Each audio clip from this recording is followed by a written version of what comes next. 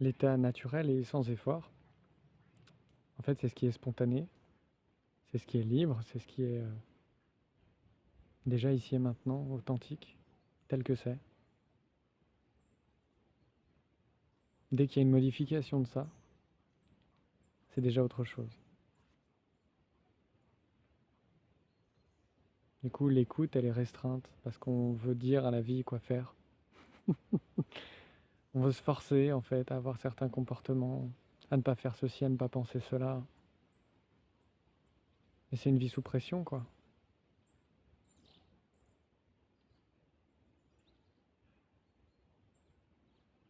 Il n'y a que le personnage qui peut s'améliorer ou changer. Mais ce que vous êtes ne peut pas s'améliorer ou changer. C'est toujours simplement ce que vous êtes.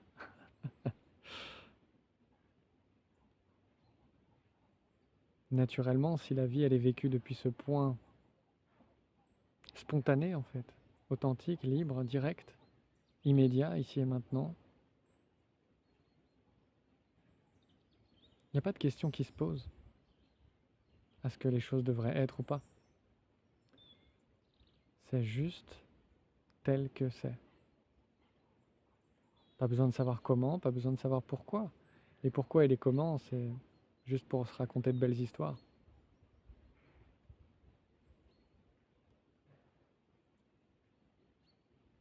Donc s'offrir cette vie sans effort, sans histoire, c'est ça le bonheur et la sérénité. C'est ça le parfum de la joie sans cause.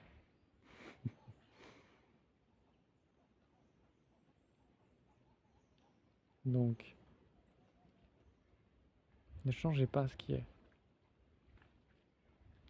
Ne cherchez pas à devenir ce que vous êtes déjà. Spontanément, tout est accompli. Tout est là, ici et maintenant. Qu'est-ce qu'il y aurait d'autre que ce qui est là tout de suite? Vous pouvez être demain, vous pouvez être hier. Pas du tout. Vous pouvez juste être là, ici et maintenant.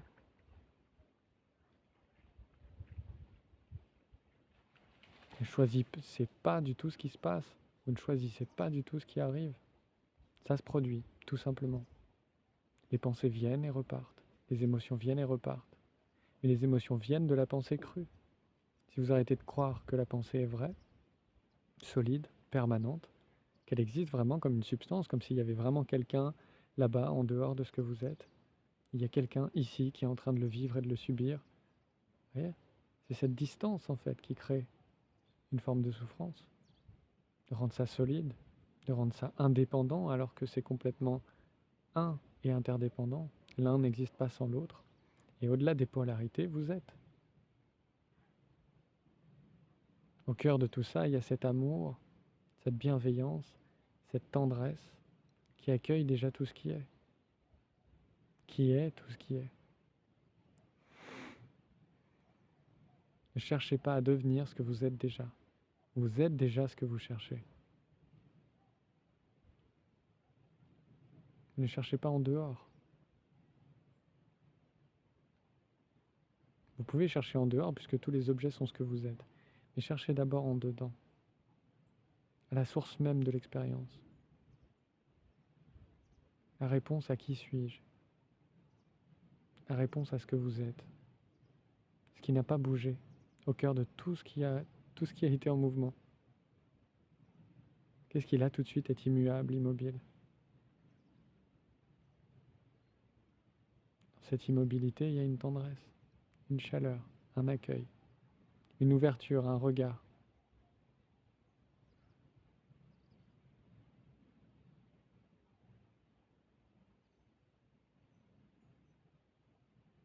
Il y a aussi un relâchement, un détachement, une équanimité,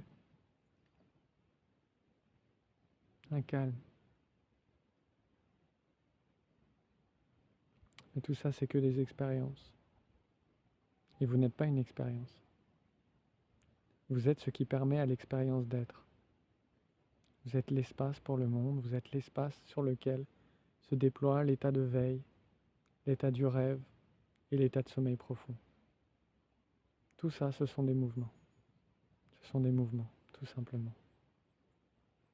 Tout comme le mouvement de l'eau, est à la fois le nuage, la pluie, la rivière ou le glacier. Mais ça reste toujours de l'eau, quelle que soit la variation. Votre nature ne change pas, quel que soit l'état, quelle que soit la variation, quel que soit le changement, quel que soit le mouvement qui est en place, quelle que soit l'apparence qui se déploie. Elle est toujours faite d'absolu, de silence, de l'association de l'être et du non-être. Vous n'êtes pas plus ou moins vous-même quand vous êtes en paix, quand vous êtes en train de méditer ou quand vous vous sentez bien. Vous ne pouvez pas refuser 50% de l'expérience. Voyez ? Vous n'êtes pas plus ou moins vous-même dans un état ou dans une expérience, ou dans une sensation, ou à un endroit, ou selon certaines conditions. Ce que vous êtes ne dépend pas de conditions, n'a pas de caractéristiques, n'a pas de qualité ni de défaut, de forme ou de substance.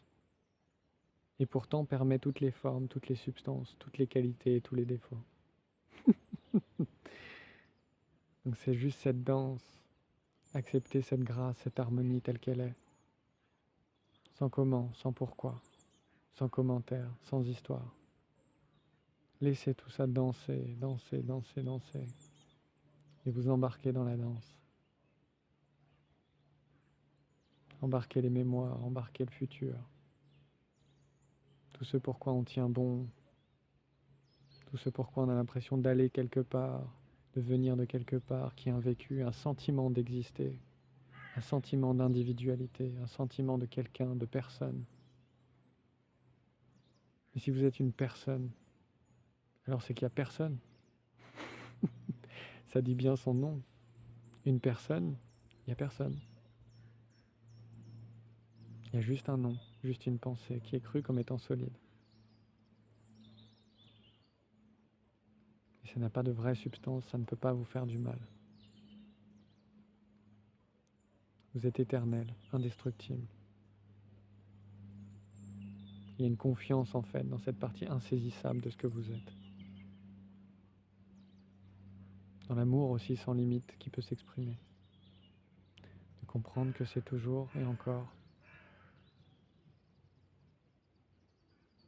une conscience omniprésente, toute pénétrante, qui embrasse tout, qui est tout. Une chaleur, une lumière. Et dès que c'est cherché, on se rend compte que derrière ce mot, il n'y a que de la clarté, que de l'infini, que de la transparence.